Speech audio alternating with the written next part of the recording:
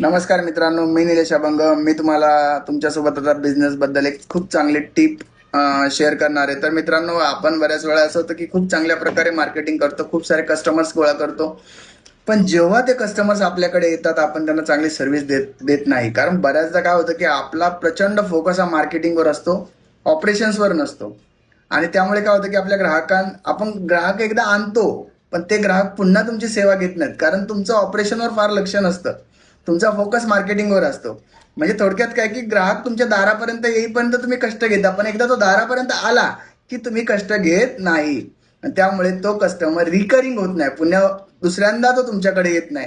तर मित्रांनो, जितकं तुम्ही मार्केटिंगवर लक्ष द्याल त्यापेक्षा जास्त किंवा तितकं तुम्ही ऑपरेशनवर, काम करण्यावर, कस्टमर आल्यावर त्याला सर्व्हिस देण्यावर, त्याला चांगलं प्रॉडक्ट विकण्यावर सुद्धा लक्ष द्या. तरच तुमचा बिझनेस चांगल्या पद्धतीने चालू शकतो. थँक्यू.